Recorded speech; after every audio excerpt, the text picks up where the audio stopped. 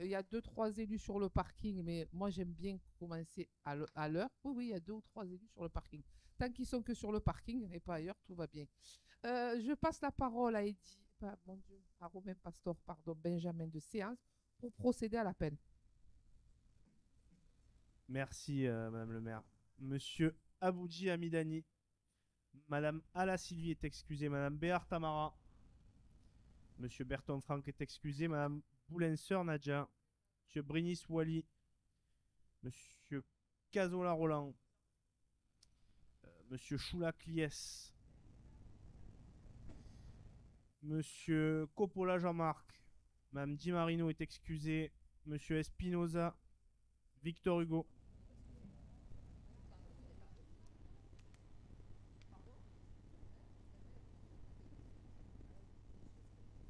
Monsieur Espinoza, je vous appelais.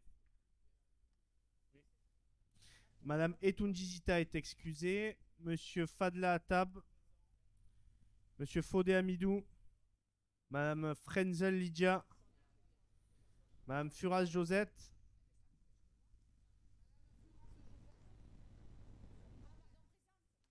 Madame Gali Samia. Madame Giacomoni Elisabeth. Madame Hout Sabrina. Madame Grèche Sophie est excusée. Monsieur Gibraïel Sébastien. Madame Caraga Aline. Madame Font Caramfilian Jacqueline. Ils ne sont pas là. Monsieur l'Ancien Christian. Madame Maheu Fabienne. Monsieur Mélan Gérard. Madame Mokhtari Férouz. Madame Naïtalis Sabrina. Madame Pasquini Marguerite. Monsieur Pastor Romain ici présent. Monsieur Ramdanedji est sur la route. Monsieur Selou Mareski est excusé. Madame Swali Shaidachi. Monsieur Spinelli Gilbert. Madame Vestieux Catherine. Et Monsieur Yousfi Younes. Merci, Monsieur Pastor. Écoutez, on va commencer par mettre, je vais mettre à l'approbation du conseil d'arrondissement le compte rendu du dernier conseil, à savoir celui du 25 juin. Qui est contre? Qui s'abstient?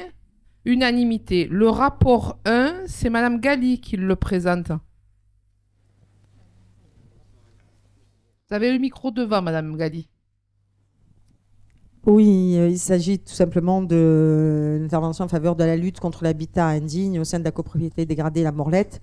Comme vous le savez, nous avons plusieurs copropriétés dégradées, Calisté, La Morlette, La Granière, et ça fait partie tout simplement d'approbation de la convention de financement de la ville au syndicat des copropriétaires de la résidence de La Morlette. Dire combien la ville est engagée sur ces copropriétés dégradées, et La Morlette en fait partie, est une priorité de la majorité municipale et de la mairie de secteur. Donc bien sûr, nous donnons un avis favorable, Madame la maire. Merci, Madame Gali. Y a-t-il des prises de parole sur ce rapport? Non, je le mets donc aux voix. Qui est contre? Qui s'abstient? Unanimité. Le rapport suivant, c'est Madame Maheu qui le présente. Oui, bonjour à tous. On est dans le cadre du contrat de ville 2024-2030 en direction des quartiers les plus en difficulté. Et après une démarche participative, il s'agit d'approuver une répartition de crédit à hauteur de 72 500 € pour les associations impliquées dans cette dynamique. Alors, je voudrais mettre en lumière l'association des parents d'élèves des écoles de la Viste-Bousquet, qui sera dotée de 3 000 €. On connaît sa présidente, qui est Madame Lémou, et tous les membres de cette association, qui sont vraiment l'exemple de l'implication des parents dans la scolarité de leurs enfants. Et je voudrais vraiment que vous preniez la mesure du travail d'Ayat, qui depuis 4 ans fédère les parents, organise des événements pour les enfants, leur permet d'avoir du soutien scolaire, organise aussi des débats, des conférences en direction des parents. Et vraiment, je voulais mettre en lumière cette présidente de cette association et cette association de parents d'élèves qui, pour moi, est un exemple dans nos quartiers. Merci Madame Maheu. Y a-t-il des prises de parole sur ce rapport? Oui, effectivement, Madame Lemoux, on peut dire qu'elle a fait revivre l'association des parents d'élèves de la Viste-Bousquet. Elle est très engagée, très mobilisée pour l'école, hein, tout simplement. Et bon, nous, on l'a régulièrement, effectivement, Fabienne. Et c'est quelqu'un que nous avons la chance d'avoir sur le territoire. Et nous sommes ravis de savoir qu'aujourd'hui, la ville l'accompagne. Je mets aux voix ce rapport. Qui est contre? Qui s'abstient? Il est adopté à l'unanimité. Le rapport, alors si vous voulez bien, M. Choulac, vous rapportez le 3, le 4, le 5, et comme ça on le mettra au vote. Pardon. Ok, c'est ce que j'allais faire, Madame le maire. Donc merci. Donc c'est le rapport concernant en fait le rapport 3, 4 et 5, c'est concernant les associations et les équipements sociaux. Donc pour faire un condensé de ces rapports, ça représente un peu le tissu associatif dans notre secteur, que ce soit les associations de proximité ou les centres sociaux, soit par en politique de la ville ou soit en équipement. Juste un aparté, voilà, ça représente un peu le cœur, le poumon de notre secteur, c'est ce tissu associatif, pour les mettre en valeur. Donc, bien sûr, la commission a mis un avis favorable. Merci, Monsieur Choulac. Je mets donc le rapport 3 au vote. Non, y a-t-il des prises de parole sur ces 3 rapports? Non, donc je le mets aux voix. Le rapport 3, qui est contre? Qui s'abstient? Unanimité. Le rapport 4, qui s'abstient? Qui vote contre? Unanimité. Le rapport 5, qui s'abstient? Qui vote contre? Unanimité. Rapport 6, Madame Vestieux. Bonjour à toutes, bonjour à tous. C'est un rapport qui émane de la Direction générale adjointe de la ville, du temps libre et la Direction de la culture dans le cadre du pôle de lecture publique. Ce sont des dons de documents et des collections courantes. Je vous demanderai donc tout à l'heure d'approuver les conventions. En fait, le réseau des bibliothèques constitue pleinement au développement durable ainsi qu'à l'essor de la lecture auprès des publics défavorisés, en procédant notamment à des dons de documents à destination des associations qui œuvrent auprès des Marseillais et Marseillaises éloignés de la culture. Donc nous avons une association qui est concernée par ce dispositif. Je vous demande d'approuver de manière positive. Très bien, merci Madame Vestieux. Des prises de parole sur ce rapport? Oui, Monsieur Coppola. Le micro pour Monsieur Coppola, s'il vous plaît.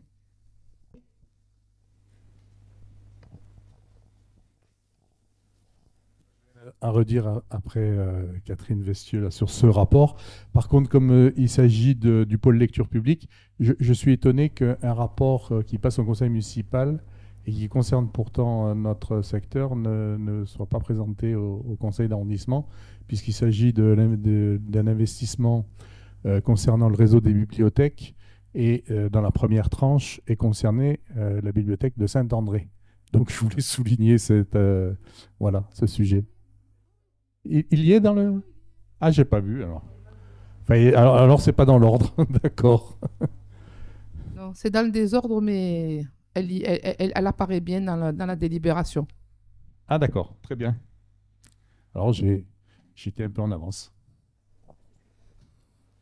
Ça prouve que vous êtes très vigilant et on vous en remercie. Donc, je mets aux voix ce rapport. Qui est contre? Qui s'abstient? Unanimité. Le rapport 7, c'est Monsieur Pastor qui le présente. Merci Madame le maire. Il s'agit d'un rapport technique, puisqu'on parle de transfert de fonds. Il s'agit du parking de la RTM à Bougainville, qui aujourd'hui appartient à la ville de Marseille, ce qu'on appelle un délaissé de voirie, et qui doit être transmis à la métropole, qui a la gestion des parkings et des espaces publics, ce qu'on appelle un parking relais, puisque les gens doivent y laisser leur véhicule pour prendre le métro Bougainville. Il n'est pas plein ce parking aujourd'hui, puisque le Bougainville reçoit moins de monde depuis la création de la station GEZ. D'ailleurs, on a une demande des usagers de l'école Arène Machas qui voudraient l'utiliser parce qu'ils se garent aujourd'hui au boulevard de Sévigné et leurs véhicules sont souvent endommagés. Donc, on travaille à un développement de la vidéosurveillance à cet endroit. C'est un parking qui, à l'horizon 2030, va devoir être scindé en deux, puisqu'il y a une partie qui va être réservée à la RTM et une autre qui va connaître un projet de logement. À partir de là, il va y avoir une refonte du site, puisque le dépôt de la RTM est vieillissant, donc il va être refait. Et en fait, le parking sera souterrain. Donc les gens se gareront en dessous du parking actuelle dans une zone qui me tient à cœur, hein, puisque j'étais à l'école à Rennes-Bachas. On part de très loin. Elle a été longtemps abandonnée par la municipalité précédente et on a beaucoup travaillé pour remettre un petit peu de la vie, hein. Le dojo Bougainville a été rénové. La traverse du Bachas, on a installé des jeux d'enfants, on a lutté contre les déchets à cet endroit-là, hein. Aujourd'hui, ce problème n'existe plus. Donc voilà, ce rapport s'inscrit dans ce travail qui est fait autour du métro Bougainville. Merci, Monsieur Pastor. Des prises de parole? Oui, effectivement, un gros travail a été entrepris sur ce bassin de vie et notamment sur la question de la décharge qui était plus que présente. Aujourd'hui, on a un bassin de vie qui est apaisé, notamment avec les aires de jeu qui ont été aménagées il y a maintenant 2 ans, où justement les enfants peuvent avoir un lieu où se rencontrer, notamment avec les mamans à la sortie de l'école. Voilà, je crois que tout ça va dans le bon sens. Je pense qu'effectivement, nous pouvons nous en féliciter collectivement. Je mets aux voix ce rapport. Qui est contre? Qui s'abstient? Unanimité. Le rapport 8, c'est Madame Vestieux qui le présente. Oui, toujours un rapport émanant de la direction générale adjointe de la ville du temps libre et de la direction de la culture, qui propose l'approbation de conventions de subventionnement conclues entre la ville de Marseille et diverses associations ou organismes. Donc c'est relatif notamment à l'éducation artistique et culturelle, appelée AEC, dans le but de favoriser un égal accès à la culture dans sa diversité aux enfants et à la jeunesse marseillaise à travers la constitution de ce parcours d'éducation de tous et toutes constitue une priorité dans la politique culturelle marseillaise. Nous avons donc 4 associations qui sont concernées, notamment Archaos, Agence de voyage imaginaire, Lieux publics. Je vous demande de voter de manière favorable, s'il vous plaît. Merci, Madame Vestieux. Des prises de parole sur ce rapport? Très bien, donc je le mets aux voix. Qui est contre? Qui s'abstient? Unanimité. Le rapport suivant, c'est Madame Maheu qui le présente. Oui, alors il s'agit de la restauration scolaire. Aujourd'hui, 55 000 repas sont servis par jour. Et la ville de Marseille, sur proposition de Pierre Huguet, qui est l'adjoint en charge de la restauration scolaire, que je salue ici pour son travail et son engagement, souhaite lutter contre le gaspillage alimentaire en redistribuant les denrées non consommées aux personnes les plus vulnérables. Donc une expérimentation va être conduite sur 2 secteurs, le 13-14 et le 15-16, et va permettre à l'association Andes de collecter ces denrées dans 17 écoles de ces 2 secteurs dès octobre 2024. Je fais juste une petite parenthèse puisque c'était aussi un souhait de nos petits élus du conseil municipal des enfants et du conseil municipal de la ville de Marseille, de ne pas perdre ces aliments et de les redistribuer. En particulier, le travail qui avait été conduit par l'école de l'Estac-Plage, où les éco-citoyens s'étaient vraiment engagés dans cette démarche. Et vraiment, je vous remercie d'approuver cette délibération. Merci. Des prises de parole sur ce rapport? Bon, oui, effectivement, je pense qu'on peut que se féliciter de cette démarche qui va pouvoir venir comment dirais-je, en soutien aux familles les plus en difficulté, au public le plus en difficulté, et effectivement aussi d'apporter une réponse à nos jeunes élus du conseil municipal des jeunes. Effectivement, ça faisait partie d'un des 3 vœux, c'est ça, si mes souvenirs sont bons. Donc, je pense qu'on peut s'en féliciter. Je suis sûre que nos petits écoliers en seront ravis. Je compte sur vous, évidemment, pour communiquer sur le vote de cette délibération. Je mets aux voix cette délibération. Qui est contre? Qui s'abstient? Unanimité.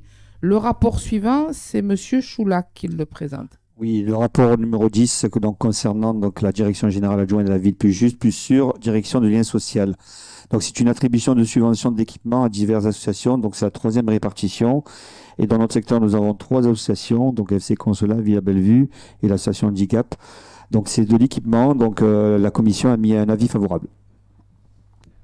Merci, Monsieur Choulac. Des prises de parole sur ce rapport. Je le mets donc aux voix. Qui est contre? Qui s'abstient? Unanimité. Le rapport 11, Madame Hout, s'il vous plaît.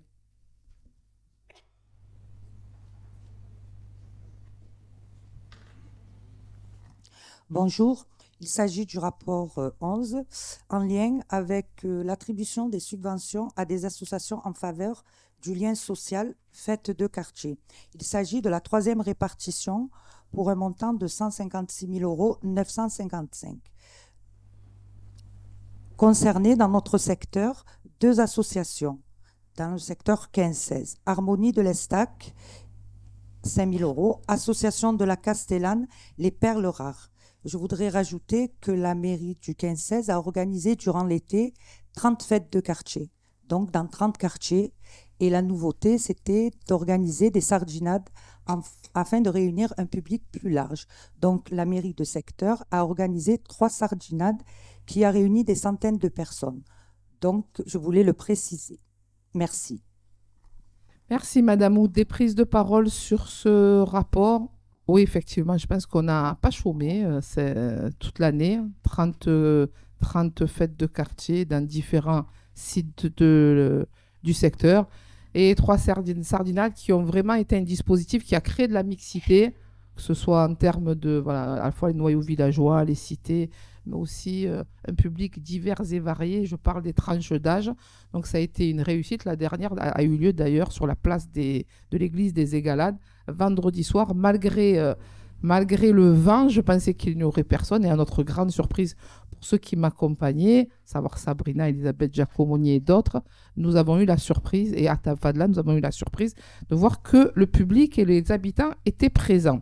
Donc, les habitants sont en attente de ce type de dispositif et nous ferons en sorte de continuer et voire même à développer ce type de dispositif l'année prochaine. En attendant, je mets aux voix ce rapport. Qui est contre? Qui s'abstient? Il est voté à l'unanimité. Le rapport suivant, c'est Madame Pasquini qui le présente.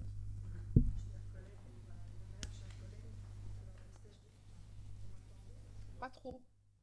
Non, j'avais pas ouvert le micro, excusez-moi. Alors, il s'agit là d'une 3e répartition de subventions attribuées à des associations œuvrant en faveur des seniors. Pour notre secteur, 2 associations ont reçu l'une 2 000 €. C'est l'association de gestion et d'animation du centre social d'El Rio. Et la deuxième, c'est pour une action d'aller vers, en particulier vers les seniors d'ailleurs, c'est le Rocher Oasis des Cités de la Madragueville. Alors, bien sûr, la commission a émis un avis favorable.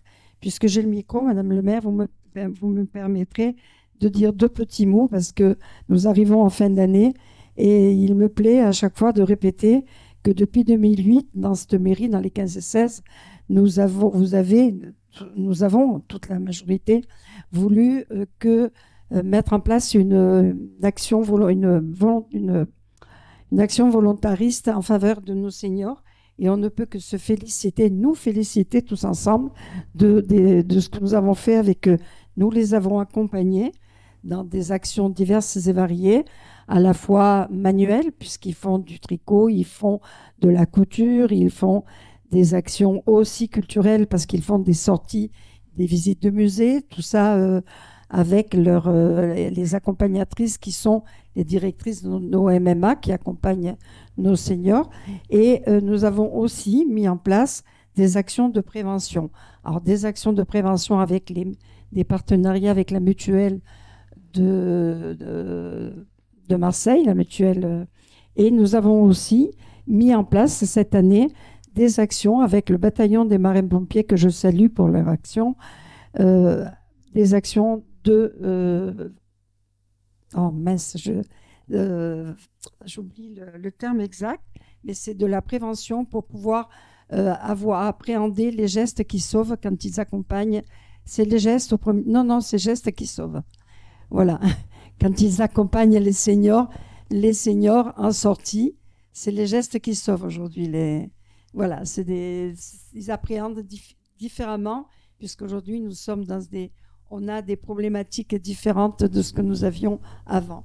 Voilà, alors nous avons aussi, bien sûr, nos 2 journées traditionnelles qui sont celles qui sont très prisées, puisque c'est nos journées retrouvailles qui se passent en septembre. Et d'ailleurs, elles commencent demain, hein, ça se passe le 18, le 19 et le 25 septembre.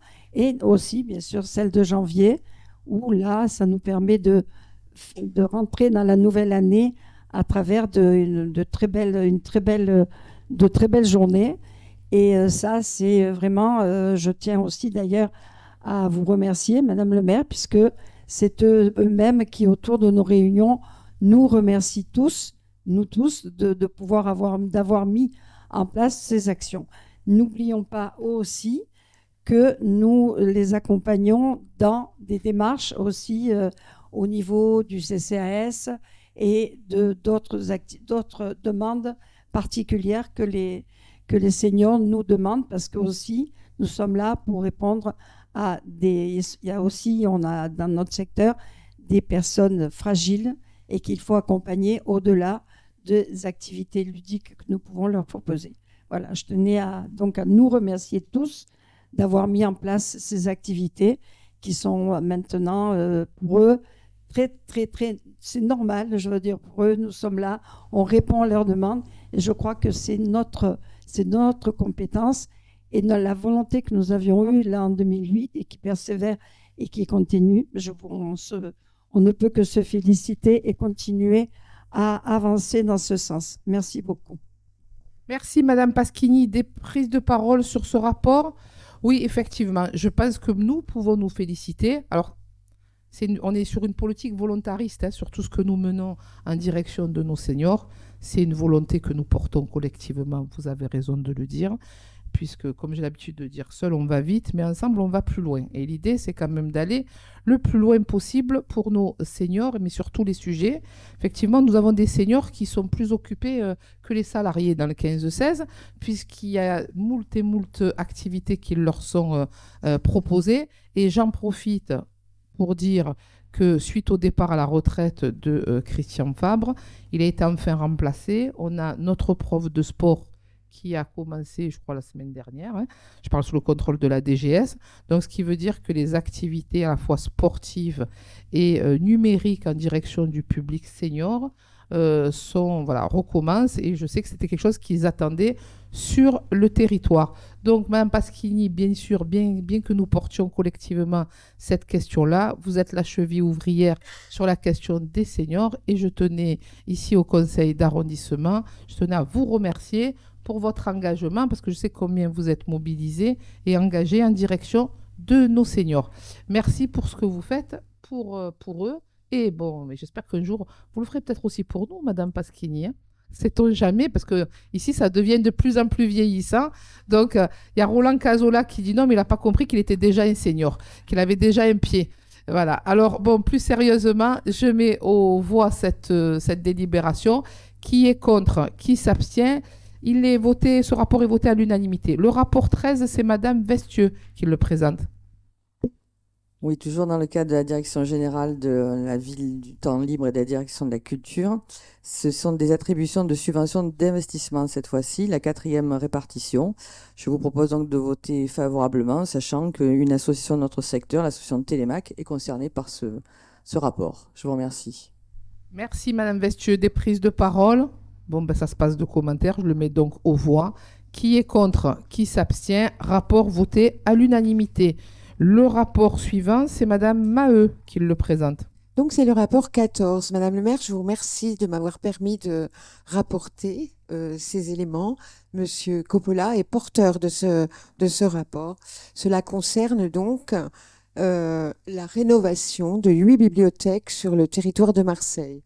Donc, il y a un audit technique qui a été réalisé et il y a des enjeux de vétusté qui nécessitent évidemment des actions de modernisation. Alors, pour des points très précis comme les toilettes, la performance énergétique, etc., mais des points de modernisation comme les espaces acoustiques, numériques et d'autres espaces d'accueil pour ces bibliothèques. Donc il y a une première tranche de travaux qui est nécessaire compte tenu des premières urgences à hauteur de 6 500 000 € pour un échéancier qui va de 2024 à 2027. Donc ça, c'est un échéancier sur 3 ans. Dans notre secteur, c'est la bibliothèque de Saint-André qui est concernée par cette opération. Elle est très fréquentée par les écoliers, les collégiens et les lycéens de notre territoire. Et c'est vraiment un élément incontournable de la culture de nos élèves, petits et grands. C'est un prolongement de l'école, au même titre qu'un cinéma, une salle de spectacle et une salle de théâtre. Et je voudrais quand même rappeler qu'en 2015, le conseil municipal d'Elor avait décidé la fermeture de cette bibliothèque. Et je voudrais rappeler ici que la mobilisation de Madame Galli, de tous les membres du conseil municipal de l'époque, des habitants, des CIQ et des enseignants des écoles de notre secteur avait été forte et très engagée pour la défense et le maintien de cette bibliothèque et la poursuite du développement de la culture de nos minots des quartiers nord. Je vous rappelle que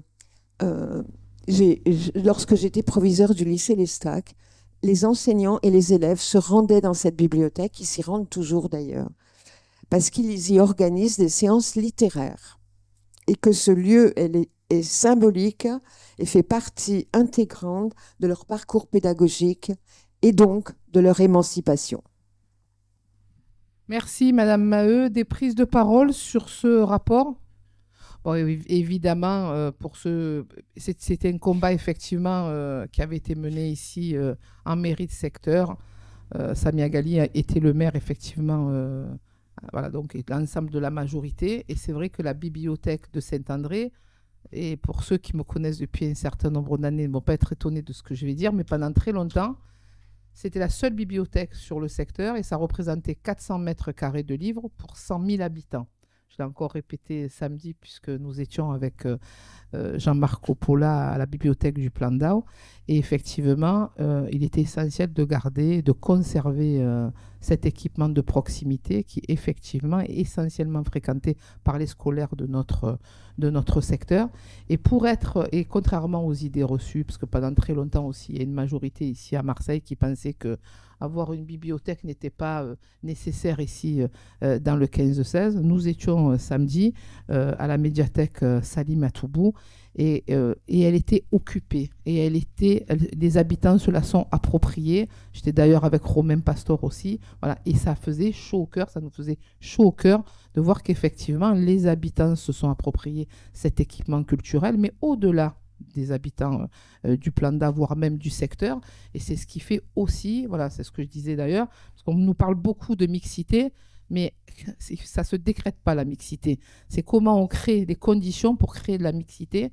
Et les conditions pour créer de la mixité, ça passe par ce type d'équipement culturel. Alors bien évidemment, nous sommes ravis de savoir que la ville investit sur la bibliothèque de Saint-André, mais bon, nous comptons sur Jean-Marc Coppola et son engagement, et nous savons combien il est engagé sur cette question-là. Et bien évidemment, je vous demande de voter favorablement ce rapport. Vous vouliez dire un petit mot, Monsieur Coppola? Mais c'est pas grave, allez, on va déroger à la règle. Monsieur Coppola.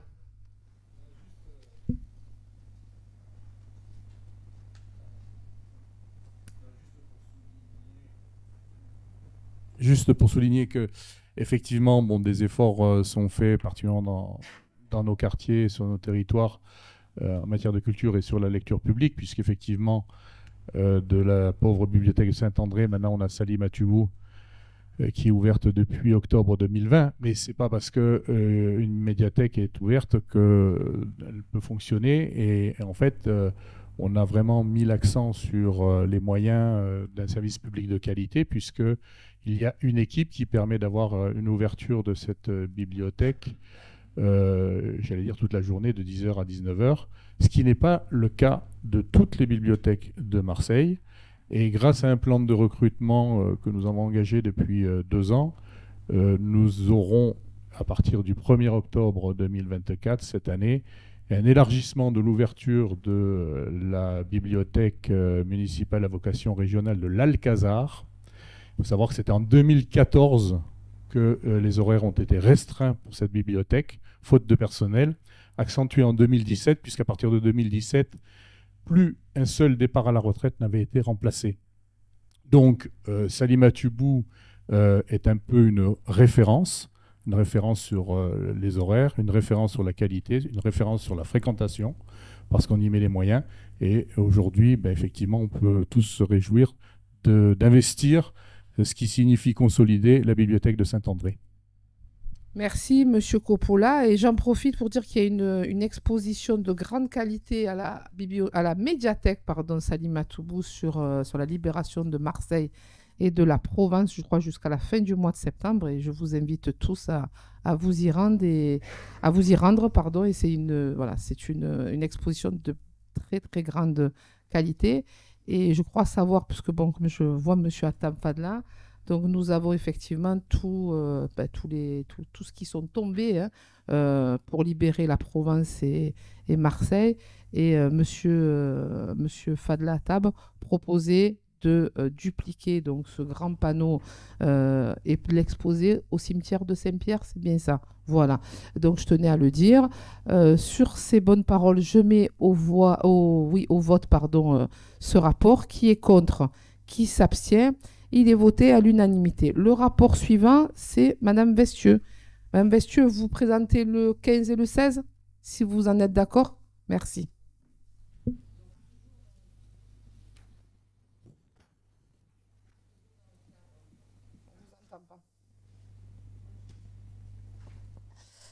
Toujours dans le cadre de la direction générale adjointe de la ville du temps libre et la direction de la... Nous proposons d'approuver une 5e répartition aux associations, aux organismes culturels au titre de 2024.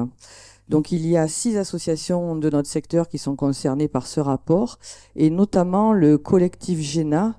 Et là, je voudrais vraiment remercier Jean-Marc Coppola qui m'a bien accompagné dans justement l'accompagnement de cette association qui a été assez invisibilisée, notamment au niveau des subventions, lors de l'ancienne majorité.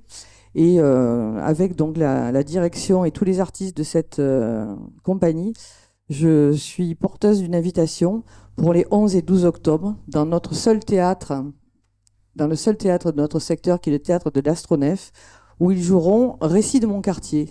Et donc dans Récit de mon quartier, vous qui êtes tous plus ou moins issus des quartiers nord, vous allez tous retrouver votre enfance. Donc je vous invite vraiment à venir les soutenir et voir leur merveilleux travail. Je vous demande de voter de manière positive ce rapport, s'il vous plaît. Donc le rapport 15, je le mets... est-ce qu'il y a des prises de parole? Non, donc je le mets aux voix. Qui est contre? Qui s'abstient? Unanimité. Rapport 16.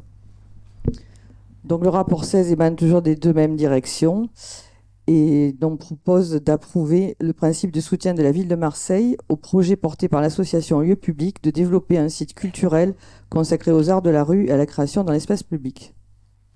Je vous demande de voter de manière positive ces deux rapports, s'il vous plaît. Des prises de parole? Je le mets donc aux voix. Qui est contre? Qui s'abstient? Unanimité. Le rapport 17, c'est Madame Béard qui le présente. Bonjour Madame le maire, bonjour à tous. Donc ce rapport dans la ZAC littorale présente un nouvel équipement créé par l'établissement public Méditerranée d'un jardin de 250 mètres carrés qui répond aux besoins d'espace vert de cet espace en construction, en logement et en bureau. Donc ce rapport consent au transfert de gestion de ce nouveau jardin de proximité qui s'appelle le Carré des Enfants vers la mairie de secteur pour en assurer au mieux l'entretien. Je voudrais remercier d'ailleurs Madame Ben Marnia pour son travail global sur le secteur. La création de cet espace vert est celui en cours d'aménagement dans le quartier des Borelles, le domaine de l'Annonciade, qui promet d'être un exemple de gestion raisonnée des parcs et jardins avec l'existant et les usagers. L'association des femmes de Bassins y a d'ailleurs pris possession d'un espace de jardin de 500 mètres carrés, de jardin partagé, pour du maraîchage. Les enjeux donc d'alimentation sont aussi pris en compte et je voudrais vraiment la remercier pour tout ce travail. Je vous demande de voter favorablement ce rapport. Merci Madame Béard. Des prises de parole sur ce rapport? Oui, effectivement, on a fait le choix d'assurer la gestion. Quand on fait des choses, nous, on est sûr qu'elles sont bien faites. Donc, on assurera la maintenance de cet équipement qui est un équipement de proximité et que les habitants, notamment sur la partie qui est juste à côté, se sont déjà appropriés cet espace. Et oui, effectivement, la ville a conventionné avec les femmes de Bassens pour occuper une parcelle sur la propriété de la Nonsiade au Bourrel. Ils ont commencé à s'approprier l'espace cet été et ça a plutôt bien fonctionné. Et on peut dire qu'il y a une belle cohabitation entre l'association et les riverains des Bourrels. Et je pense que ça, nous pouvons effectivement nous en féliciter. Je mets aux voix ce rapport. Qui est contre, qui s'abstient. Il est voté à l'unanimité. Le rapport suivant, c'est Madame Swahili qui le présente. Bonjour à toutes et à tous. Donc, je présente un rapport proposé par l'adjointe en charge des personnes en situation de handicap, de l'inclusion et de l'accessibilité. C'est pour l'attribution de subventions aux associations œuvrant en faveur des personnes en situation de handicap. Après examen des dossiers qui ont été parvenus, une 4e répartition des crédits de l'année 2024 d'un montant de 41 000 € en subvention aux associations a été soumise. Donc, dans notre secteur, nous avons 2 associations.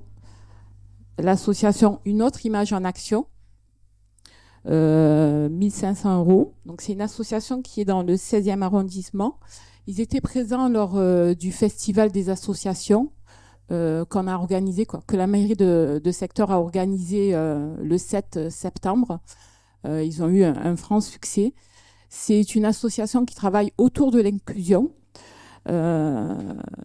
J'ai eu l'occasion à plusieurs reprises de voir des spectacles via l'association Une autre image danse.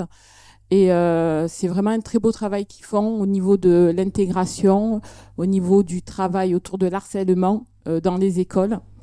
Et donc voilà, je félicite vraiment cette association qui a 32 ans aujourd'hui et qui est quand même implantée sur le territoire et que beaucoup connaissent. Et ensuite, il y a l'association Avis Sourire qui est implantée à la Corbière. Une très belle association d'inclusion. C'est une école sportive d'Aviron tenue par Dominique. Et c'est une fierté pour nous aujourd'hui parce qu'en fait, on a les Jeux paralympiques. On a eu les Jeux paralympiques et donc Alexis Sanchez a été 5e. Donc c'est formidable et je pense que c'est vraiment un exemple justement de travail, d'abnégation. Et donc je félicite ces 2 associations qui travaillent vraiment sur le territoire. Voilà. Et bien évidemment, je vous invite à accepter ces délibérations. Merci Madame Swahili. Y a-t-il des prises de parole sur ce rapport? Alors je le mets aux voix. Qui est contre? Qui s'abstient? Il est voté à l'unanimité. Le rapport suivant, c'est Monsieur Ramdan qui le présente.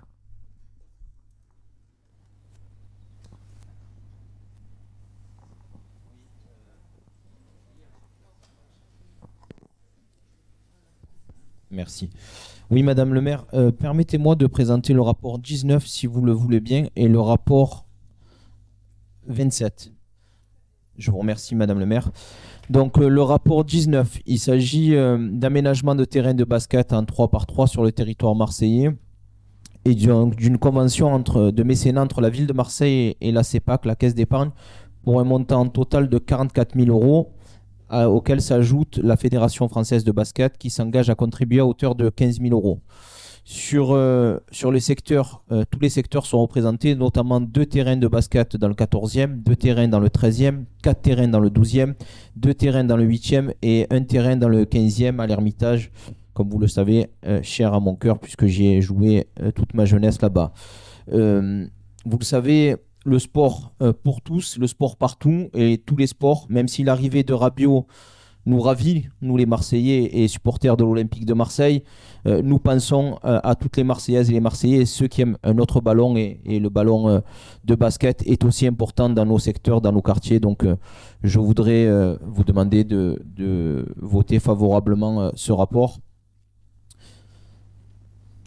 Et concernant le rapport numéro 27, il s'agit d'un montant d'approbation de convention pour un montant de 209 000 € en fonctionnement et organisation de manifestations sportives. Donc, l'attribution de subventions par l'élu au sport Sébastien Gibrel sur ces deux rapports que je tiens à féliciter pour son travail et son abnégation à faire que nos terrains de sport soient dignes de la deuxième ville de France. Je vous remercie. Merci, Monsieur Ramdam. Des prises de parole sur ce rapport, je les mets donc aux voix. Le rapport 19, qui est contre, qui s'abstient, unanimité.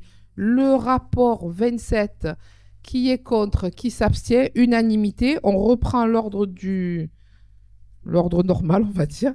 Josette Furas sur le rapport 20, s'il vous plaît. Merci Madame le maire. Donc ce rapport concerne la 4e répartition de subventions à des associations d'intérêt social dans les domaines variés. Je tiens à les citer. Donc le soutien moral aux personnes hospitalisées par des visites ou des activités adaptées, l'alphabétisation et l'apprentissage de la langue française aux personnes désireuses de s'intégrer dans la vie de la cité, les projets socio-sportifs en faveur des jeunes et moins jeunes, les projets visant à favoriser l'intergénérationnel et des manifestations festives et des animations multi-activités. En ce qui concerne notre secteur, nous sommes orientés sur deux structures, le Rocher Oasis des Cités et l'association culturelle pour un nouvel astronef. Nous demandons un avis favorable. Merci Madame Furas. Y a-t-il des prises de parole sur ce rapport? Je le mets donc aux voix. Qui est contre? Qui s'abstient? Il est adopté à l'unanimité. Le rapport suivant, c'est encore Madame Furas, non? Merci, oui. Donc, ce rapport a pour objet l'attribution de subventions à des structures œuvrant en faveur du développement économique de Marseille, de l'insertion professionnelle et de l'emploi avec l'approbation de conventions et avenants.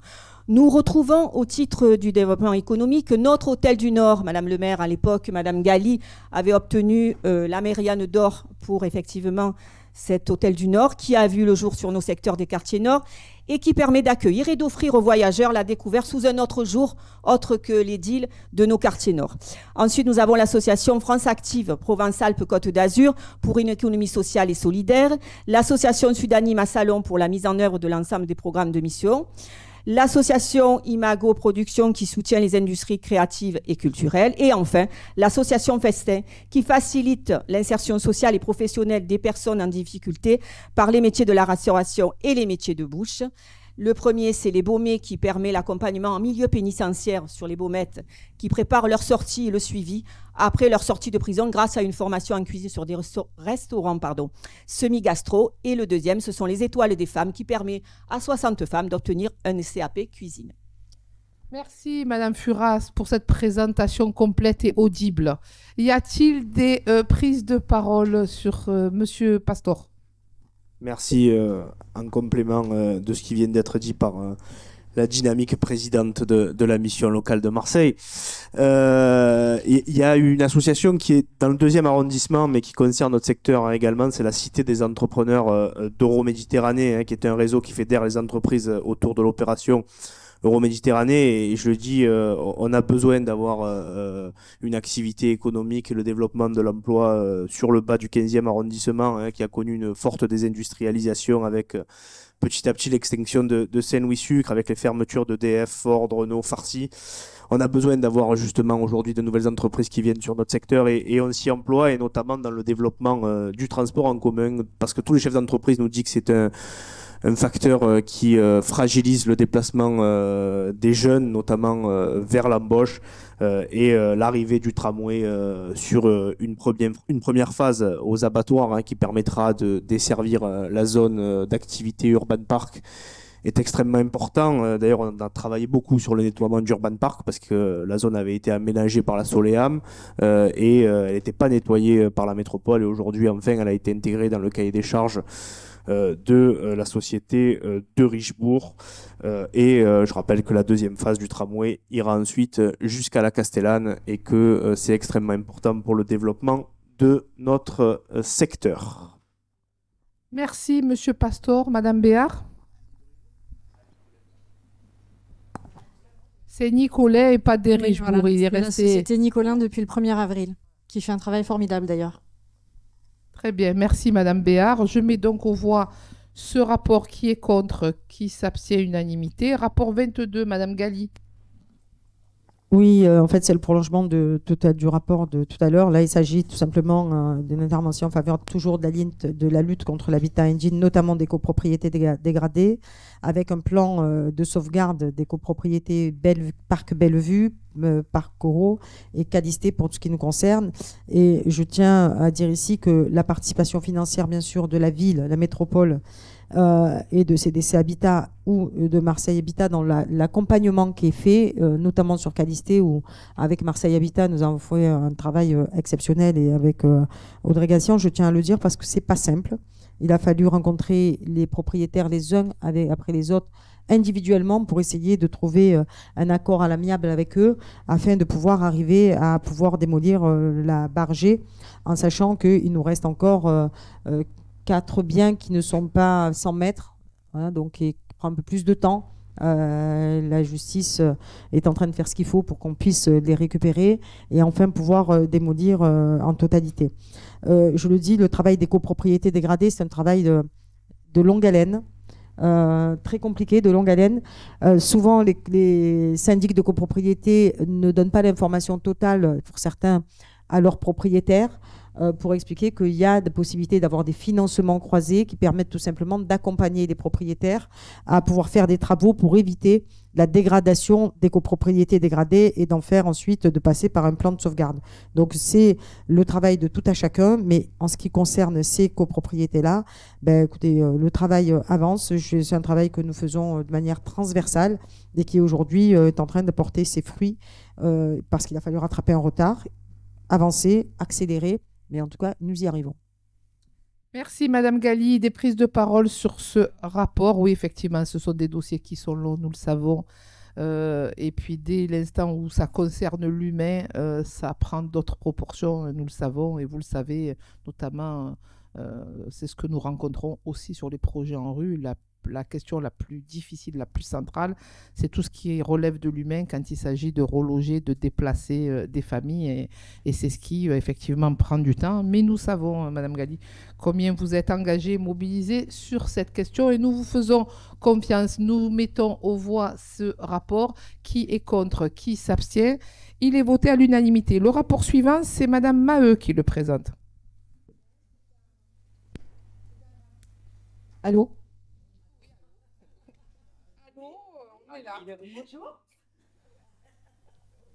C'est un rapport qui est proposé par Monsieur l'adjoint Pierre-Marie Ganozzi, en charge du plan école du bâti et du patrimoine scolaire, et qui concerne la désaffection de l'usage scolaire de bâtiments annexes d'écoles élémentaires, donc pour 3 démolitions. Ça fait 60 mètres carrés à Montolivet, 60 mètres carrés au Chartreux et 39 mètres carrés au Vallon des Tuves. Alors, au Vallon des Tuves, c'était une petite structure accolée au bâtiment principal qui comprenait les toilettes et les vestiaires. Et cette structure s'est détachée du bâtiment principal, présentait une fissure de plus de 30 cm et avait tendance à s'affaisser sur l'arrière. Donc, une fois que les toilettes et les vestiaires ont été réaffectés, réhabilités dans le bâtiment principal, il faut envisager de démolir cette petite structure de 40 mètres carrés pour pas que ça entraîne l'ensemble du bâtiment. Voilà. Moi, j'en avais fait le constat très, très vite. Et il y avait des tas de solutions techniques qui avaient été envisagées, mais ça ne peut pas. Donc, il n'y a qu'une démolition pour sécuriser l'ensemble. Voilà. Je vous propose de... Je vous passe la parole. Voilà. Et le halo, elle me passe le téléphone. Donc... Ouais. Y a-t-il des prises de parole sur ce rapport? Oui, plus sérieusement, effectivement, c'est de mettre en sécurité la seule option, malheureusement, et reste la démolition. J'en profite aussi, puisqu'on parle des écoles, pour dire que la rentrée dans la nouvelle école des Égalades s'est faite cette année, que nous avons, et notamment pas nous, hein, mais surtout les enfants ont la chance d'avoir une belle école, où on a aussi un personnel municipal, et notamment, je pense aux femmes de ménage, parce qu'on appelait communément les tatas, qui ont fait un travail extraordinaire puisqu'elles ont travaillé d'arrache-pied pour que la rentrée se passe dans les meilleures conditions aux Égalades, et c'est ce qui s'est fait.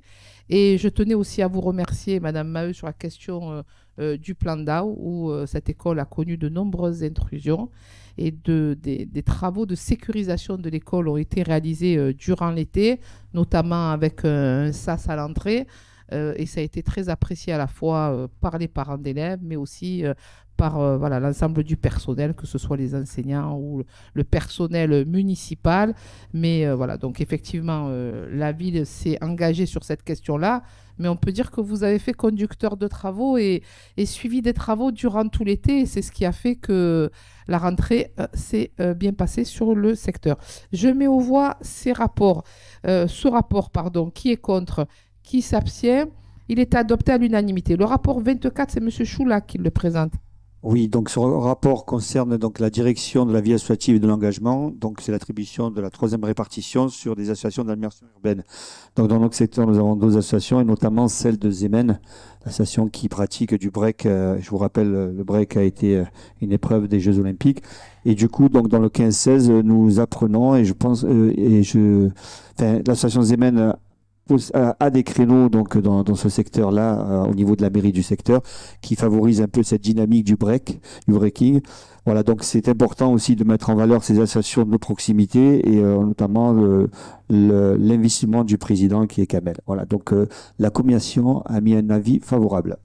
Merci, oui, effectivement, Zemen est une association qui reçoit beaucoup de public, fait du break. D'ailleurs, peut-être qu'il va falloir qu'on fasse du break, nous aussi, ça nous détendra les uns et les autres. On peut toujours essayer.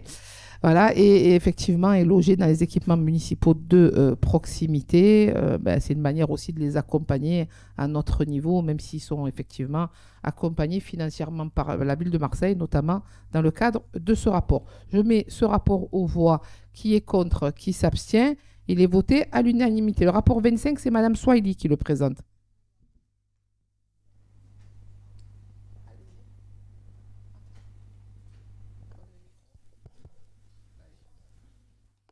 Alors, c'est un rapport qui est proposé par l'adjointe en charge des affaires sociales, de la solidarité, de la lutte contre la pauvreté et de l'égalité des droits, à savoir l'attribution de subventions à des associations de solidarité, de lutte contre l'exclusion et l'intégration. C'est la 2e répartition. Donc, dans notre secteur, nous avons l'association Accueil Rencontre Terre Nouvelle, donc une association de proximité qui est sur le terrain, ça fait déjà 37 ans. Elle se trouve dans le 15e arrondissement de Marseille. Et donc, elle a des jardins partagés, un à Caliste et un à la Granière, Terre Nouvelle. Donc, elle propose des parcelles individuelles aux habitants à l'échelle de 30 €, 20 € pour le jardin et 10 € pour l'adhésion de l'association. Elle fait aussi des animations dans les classes, beaucoup à l'école de Caliste, c'est une très bonne chose, et à la Granière. Elle a un animateur jardin. Elle fait un pôle accompagnement avec de l'accès au droit, des cours informatiques et des cours de français, et un travail autour du vivre ensemble avec des ateliers hebdomadaires, des repas, des ateliers cuisine, des sorties et des fêtes de quartier. Donc, elle aura une subvention de 5 000 €. Ensuite, l'association culturelle Amazir, là aussi une association de proximité qui fait vraiment un travail sur le terrain. À savoir que dans le secteur, c'est très compliqué parce qu'ils sont à la madrague, donc ils reçoivent les primo-arrivants, beaucoup. Ils reçoivent les personnes sans abri, alors qu'à la base, c'était une association culturelle. Et parce qu'ils ont observé qu'il y avait de réelles difficultés, qu'il y avait une réelle paupérisation, ils se sont mis vraiment à bras le cœur autour de la solidarité et du vivre ensemble. Donc, ils ont une subvention de 9 000 €. Il y a aussi, bien évidemment, les femmes du plan d'Ao qui sont connues et archi connues. Bravo pour leur travail, pour les sœurs Boukashba, qui travaillent sur le territoire depuis plus de 20 ans, en faisant de l'accueil, du suivi familial, créer des liens, faire des sorties. Ensuite, l'association Les Pêcheurs du Cœur, dans le 16e. Là aussi, c'est vraiment une association qui est juste formidable, présidée par Mathieu.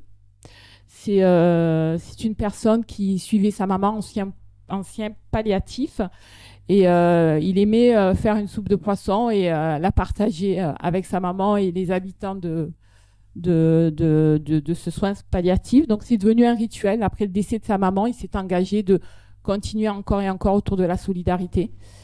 Et donc il fait maintenant aussi des maraudes.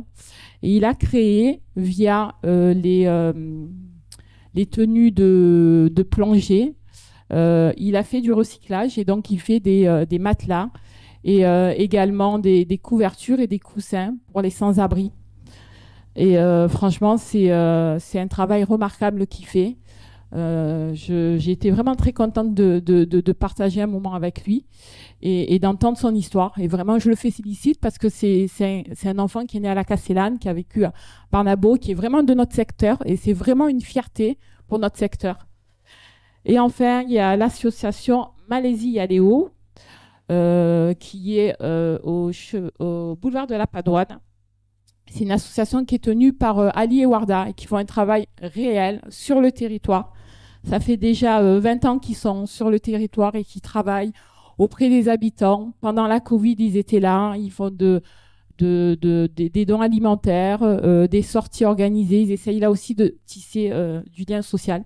Et moi, j'aime à le dire toujours, encore et encore, qu'on a vraiment de la chance dans notre secteur d'avoir des associations qui travaillent et qui donnent réellement du lien social, de l'espoir, de la solidarité, de l'amour, malgré toutes les difficultés qu'ils ont. Donc, bien évidemment, j'invite à ce qu'on accepte ce rapport. Voilà. Merci, Madame Swahili. Y a-t-il des prises de parole? Votre présentation est plus que complète, donc ça se passe de commentaires. Je le mets donc aux voix.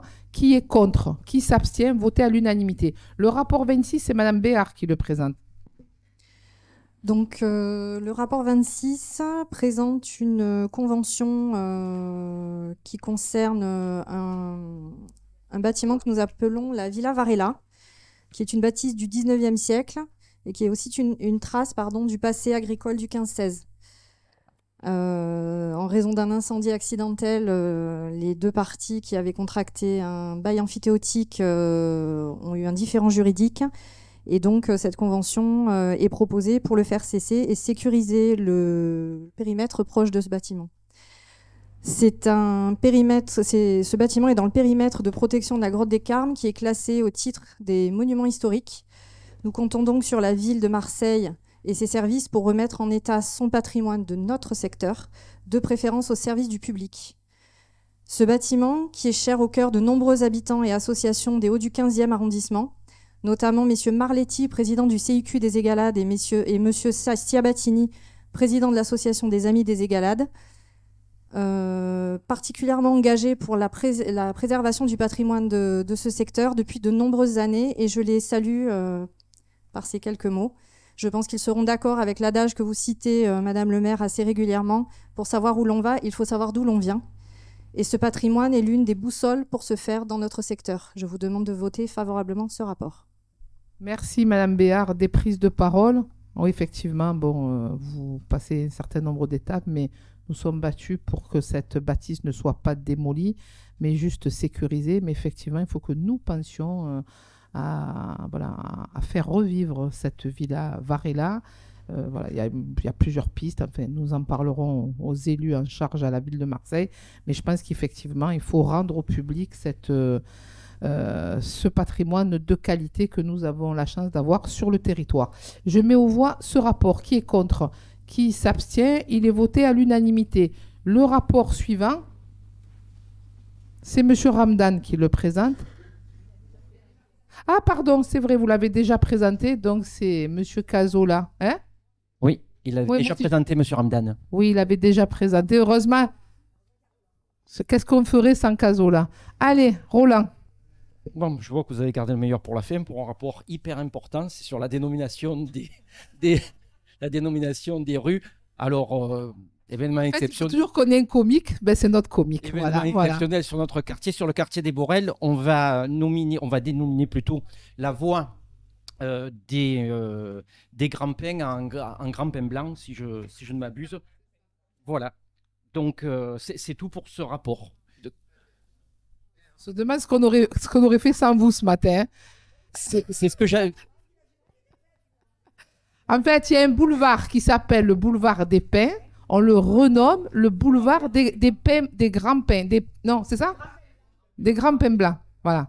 Alors, Monsieur Pastor, notre historien en chef, va nous donner un complément d'information. On n'a que des lumières ici. Oui. Allez, on y va. Non, je m'étalerai pas sur cette histoire. En fait, il y a des boulevards. Il y a des boulevards des Pins dans énormément d'arrondissements de Marseille. Donc, ça permet de les différencier. Voilà. Mais l'intérêt du rapport, alors certes, c'est pas chez nous, c'est dans le 14e, c'est la rue Alexandre Ansaldi qui devient la marche pour l'égalité, la rue de la marche pour l'égalité contre le racisme, et qui rappelle cet épisode de la fin des années 83 où des jeunes partis des Minguettes étaient allés jusqu'à Paris, rejoints par des Marseillais, et je rappelle qu'on a célébré les 40 ans de la marche pour l'égalité contre le racisme l'année dernière, et nous avons mis à disposition la Villa Mistral pour une importante exposition. Voilà, je vous ai rappelé à votre jeunesse militante. Heureusement qu'il beaucoup d'entre vous. Heureusement qu'il est là, Romain Pastor. Voilà. Allez, Madame Gali. Oui, il est vrai que le rapport ne passe pas là, mais il va passer au conseil municipal, mais il est tellement important. Le boulevard Ansaldi, qui redevient le boulevard de la marche, et c'est important pour ceux qui ont alors je sais pas si je peux dire eu la chance d'une certaine façon. Malheureusement, on a malchance parce que cette marche, elle est partie de souffrance et de douleur. Elle est partie aussi de Marseille, de la Caillole, avec les gens des quartiers nord, qui ont permis tout simplement, et j'ai eu la chance de participer à cette marche, et avec fierté. Ça fait partie des choses dans la vie qui vous marquent à tout jamais. Et ce qui fait que le combat que vous pouvez mener, que l'on peut mener, rien ne peut l'altérer, rien ne peut l'effacer. Et c'est ça, et c'est de garder la foi et d'aller jusqu'au bout de ses convictions. Et cette marche, elle rappelle tellement, il faut l'avoir vécu, il faut avoir connu l'histoire, il faut avoir été dans le milieu pour se rappeler toutes ces émotions-là. Et je suis franchement tellement fière d'avoir pu participer à ça, et tous ceux qui ont eu cette chance-là, c'est de se dire que quand on voit aujourd'hui ce qui se passe dans notre pays, sans rentrer dans la politique politicienne, ben, on se dit mais 40 ans, pourquoi finalement? 40 ans, pourquoi? Parce que si à 40 ans, on nous avait dit qu'on serait dans cette situation aujourd'hui dans laquelle se trouve la France, je crois qu'on ne l'aurait pas cru. Je ne sais pas si on serait arrivé à le croire. Et cette marche, elle était faite justement pour ne pas arriver à ce genre de situation. Donc, les nouvelles générations ne marchent plus, font TikTok. Voilà. C'est une autre façon, je ne sais pas. Mais peut-être que même à travers ces nouvelles façons de communiquer et de communier entre eux en France ou dans le monde, j'espère qu'ils sauront aussi se servir de ces outils pour peut-être communier dans de bonnes conditions, et surtout communier pour de bons intérêts, c'est-à-dire leur liberté. Parce que personne ne s'en aperçoit, mais en réalité, la liberté de ces quartiers, de ces gens issus de l'immigration, de ceux qui se sont battus pour la liberté, et ceux qui demain continueront à se battre pour la liberté comme nous, c'est aussi de faire comprendre à ces générations-là qu'il ne s'agit pas seulement d'avoir le beau t-shirt, excusez-moi, mais le beau botox au bon endroit, pour se dire qu'on a fait quelque chose pour la société. Voilà. Donc il y a juste des choses qui doivent être rappelées. Cette marche, elle le rappelle. Et moi, je suis fière qu'au sein de la ville de Marseille, et je le dis, on ait pu débaptiser le boulevard Ansaldi pour le baptiser la boulevard de la marche, parce que franchement, ça le mérite amplement, et j'espère que tout le monde sera présent, parce que c'est au-delà je sais pas, j'ai pas encore la date, mais au moment, d'abord on la nomme, mais après c'est important que tout le monde soit là, parce que c'est un symbole extrêmement fort, encore plus aujourd'hui. Merci Madame Gali. Des prises de parole sur ce rapport. Oui, effectivement, au moment où ressurgit la xénophobie, et malheureusement, nous avons pu le vivre lors des dernières élections législatives.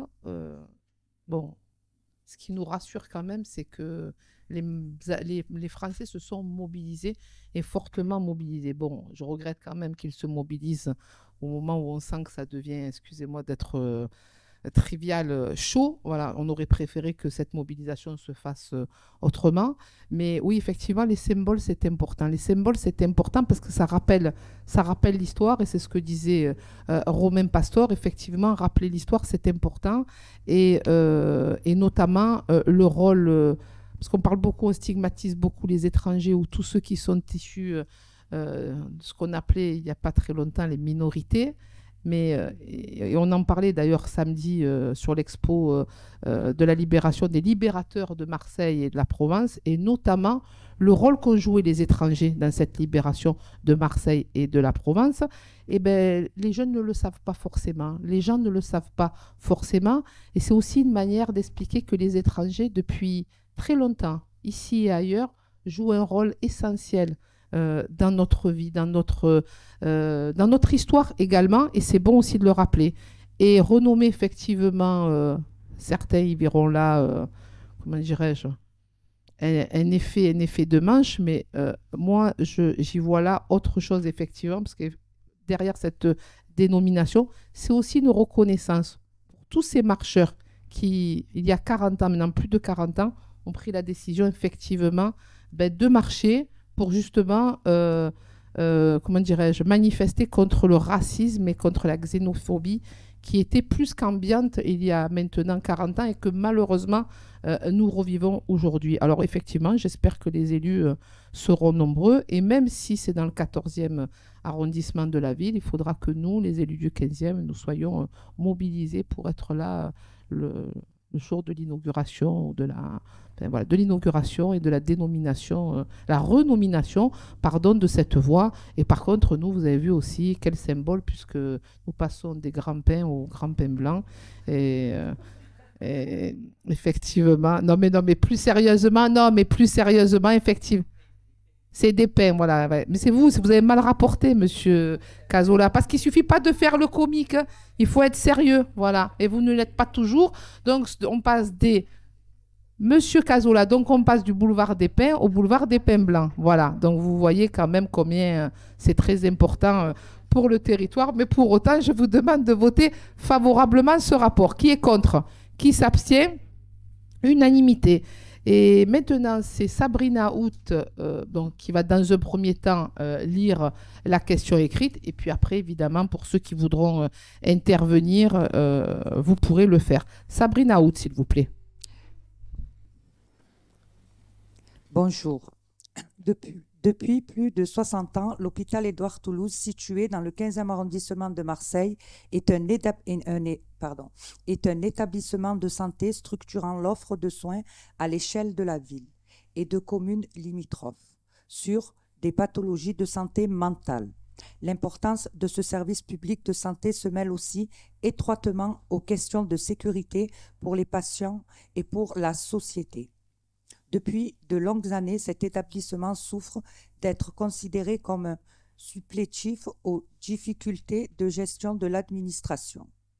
En 2014, nous avions combattu contre le dévoiement des missions d'Édouard Toulouse qui se voyait imposer la prise en charge des personnes sans domicile fixe, faute de prise en charge digne par les pouvoirs publics. Aujourd'hui, l'administration pénitentiaire exerce les mêmes pressions sur ce centre hospitalier sans que les moyens nécessaires ne soient alloués pour garantir au personnel les bonnes conditions d'exercice de ces missions ainsi que la sécurité des malades et des soignants. Nous avons un travail de fond indispensable à conduire collectivement sur la nature et la pérennité de l'offre de soins de l'hôpital Édouard Toulouse. Seul l'hôpital psychiatrique couvrant les besoins de près de 200 000 habitants, Édouard Toulouse, n'est pas un hôpital de proximité. Il prend en charge des patients aux pathologies lourdes, parfois chroniques, sur un territoire étendu aux communes de Marseille, de Septèmes-les-Vallons et des Pennes-Mirabeau. Le nombre de patients nécessitant des soins psychiatriques est croissant. Et comme dans l'ensemble du secteur hospitalier, les moyens ne sont pas suffisants. L'hémorragie constatée des moyens alloués au service public hospitalier est, dans le cas précis d'Édouard Toulouse, aggravée par des choix stratégiques de l'établissement déconnectée des besoins du territoire et sans concertation avec les personnels soignants et l'ARS. La décision récente de la direction, communiquée par une note de service, d'interrompre les nouvelles hospitalisations, de supprimer 10 contrats à durée déterminée et de fermer 20 lits sur l'unité psychiatrique de la nef vont encore aggraver cette situation. Motivé par un manque de médecins et par un manque de moyens, le nombre de lits d'hospitalisation va ainsi passer de 44 à seulement 24. Cette offre de soins est sous-dimensionnée au regard des besoins sanitaires du territoire et de leurs conséquences directes en termes de prévention des risques. Face à cette décision inquiétante, la mairie de secteur se tient depuis le premier jour aux côtés des professionnels de santé, des agents et de l'intersyndical mobilisés pour infléchir un choix d'établissement non concerté sur le plan médical et risqué pour les patients et le territoire. Assurer une offre de soins de qualité pour les populations, garantir les moyens d'exercice des missions de service public pour les personnels sur tout le territoire sont au cœur des combats portés par la mairie de secteur. Par conséquent, la mairie des 15-16 arrondissements en appelle à l'action déterminante du maire de Marseille auprès de l'Agence régionale de santé pour infléchir les restrictions de moyens et d'offres de soins psychiatriques prises unilatéralement par la direction du centre hospitalier Édouard Toulouse. Merci, Madame Hout. Y a-t-il des prises de parole? Alors, Madame Vestieux, Madame Galli, Monsieur Victor Hugo Espinoza. Je voudrais juste rebondir par rapport au rapport que j'ai présenté tout à l'heure sur le théâtre de l'Astronef qui est au sein de cet hôpital et qui, comme nous le savons tous, mais peu de Marseillais le savent, les publics sont mixés, c'est-à-dire des valides et des personnes qui sont hospitalisées. Donc c'est un travail exceptionnel qui est très rare et qu'il faut vraiment protéger, ainsi que bien sûr le nombre de lits et l'hôpital. Merci. Merci Madame Vestieux. Madame Galli, après Monsieur Espinoza et Monsieur Coppola. Oui, Madame la maire, d'abord merci de présenter, comme on l'avait dit d'ailleurs lors de la manifestation du personnel d'Édouard Toulouse,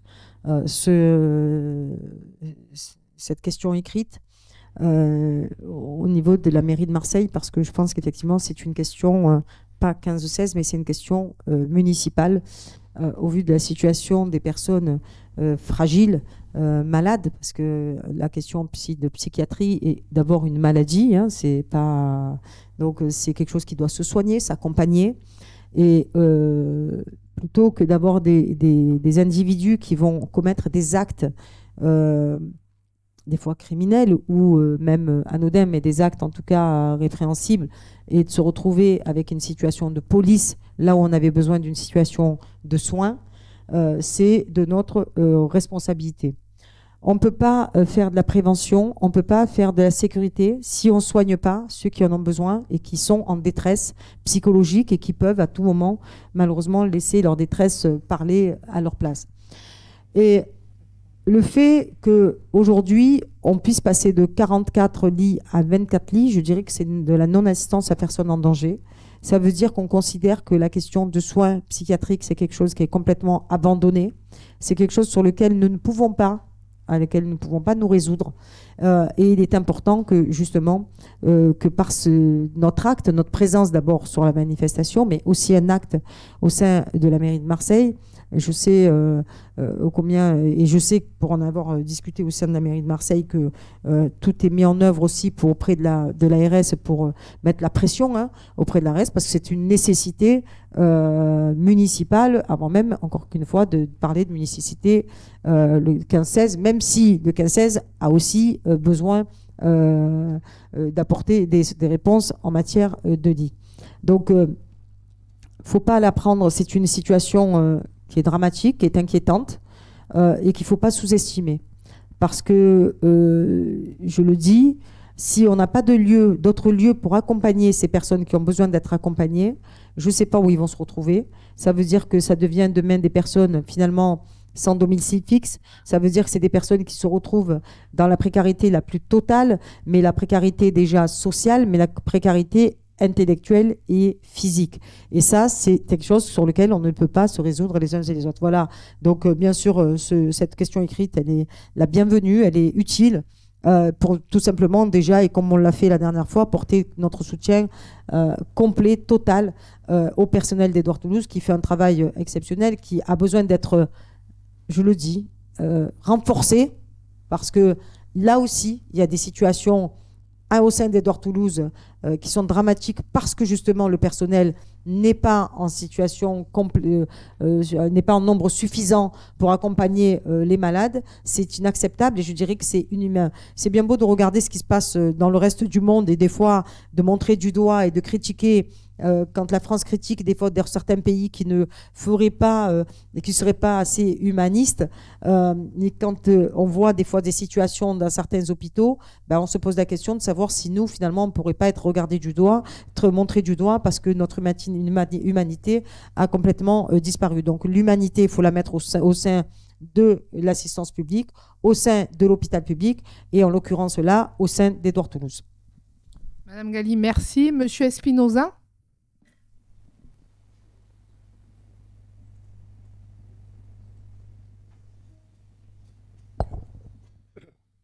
Oui, et déjà tout est dit, j'ai la voix un peu cassée, mais juste je vais compléter aussi pour rapport à ce que je partage totalement ce qu'a dit Sam Gali.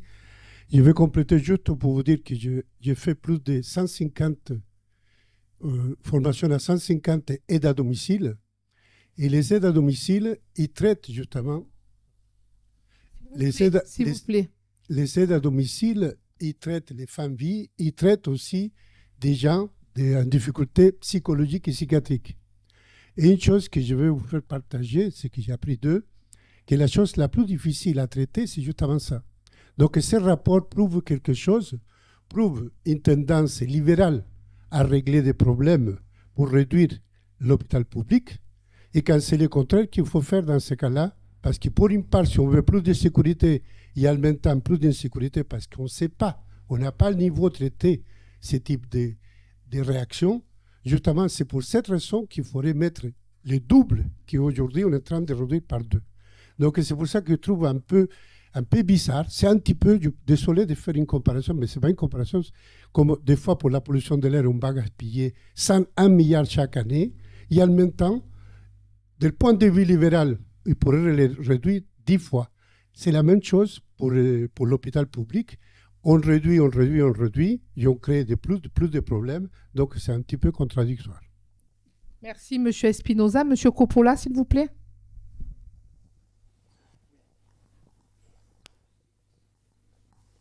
Ça marche? Ouais. Oui, trois choses. D'abord, de manière plus globale, il faut bien voir que la psychiatrie publique dans notre pays régresse depuis des décennies. Elle n'est plus traitée comme ça devrait l'être, justement. Et c'est un phénomène qui est préoccupant à l'échelle nationale. Alors, c'est d'autant plus paradoxal, contradictoire, parce que il y a justement un accroissement des maladies ou des pathologies mentales.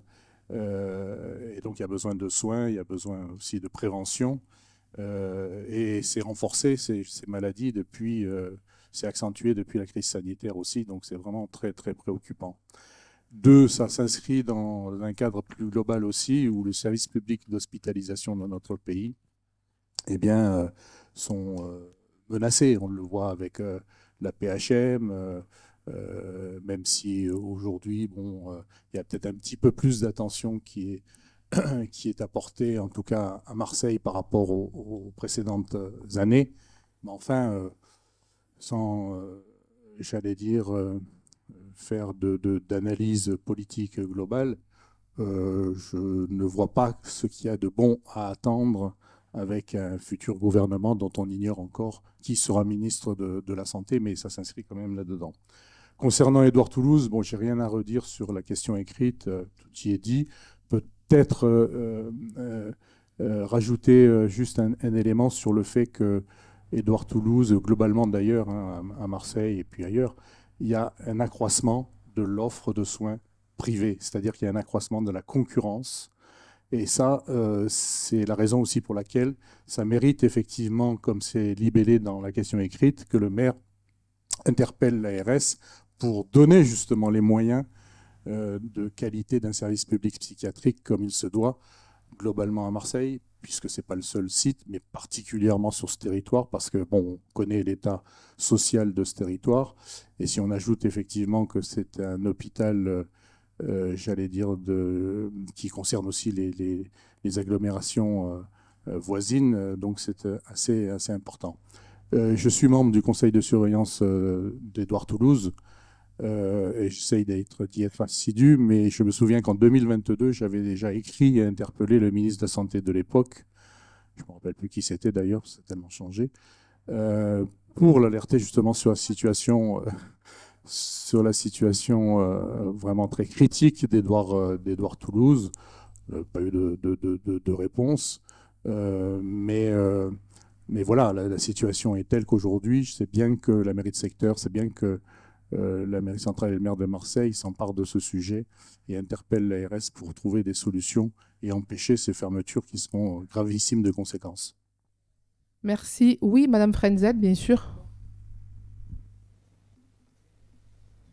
Oui, concernant cette question écrite, moi je la valide bien évidemment, parce que depuis des années, on se rend compte que c'est pire qu'avant au niveau des problèmes psychologiques et psychiatriques, et que l'accompagnement est important et que ces personnels, moi je pense, font un travail énorme. On a de plus en plus de drogués, on a de plus en plus de jeunes qui se droguent au protoxyde d'azote. Au début, c'était des petites fioles en 2020. Aujourd'hui, on a des bidons énormes dans le secteur et on sait très bien que c'est l'hôpital qui pallie à ces problématiques de jeunes qui se droguent, parce que c'est aussi une forme de drogue. On a un vrai manque de prévention publique, ça c'est une réalité.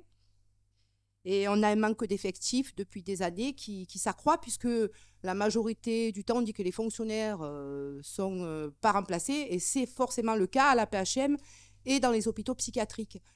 Donc, quand on a, nous, en tant que conseiller municipal, toutes les années, une semaine chacun, déplacement, on s'est rendu compte depuis quelques années qu'il y en a de plus en plus et qu'on est confronté à ce problème beaucoup plus fort.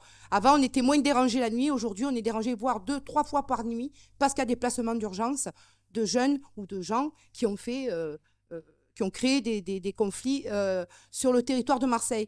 Donc, moi, je pense que vraiment, c'est quelque chose qu'on doit porter très fort et au contraire, même développer des choses qui n'existent pas aujourd'hui, parce qu'on a des besoins aujourd'hui qui n'existaient pas avant. Voilà, moi, j'aimerais bien qu'on se penche sur cette question-là et avec des médecins et des professionnels pour vraiment travailler cette question, parce qu'aujourd'hui, on est confronté à une explosion de ces problématiques et quand on ne regarde pas ce qui se passe, voilà, on va être confronté à quelque chose de très grave si ça continue comme ça. Merci, Madame Frenzel. Madame Béard, puis après, je clôturerai. Juste une précision, donc on a eu droit à l'optimisation des accueils de jour, pour rester poli, sur la partie psychiatrique. Et aujourd'hui, l'hôpital Édouard Toulouse accueille aussi des patients qui viennent du côté carcéral de cet hôpital. Donc, y compris des patients qui viennent de Luynes, des prisons de la prison de Luynes. Donc, on réduit des effectifs alors qu'une partie des lits est déjà occupée par la problématique carcérale psychiatrique. Donc voilà, c'était juste pour apporter cette précision.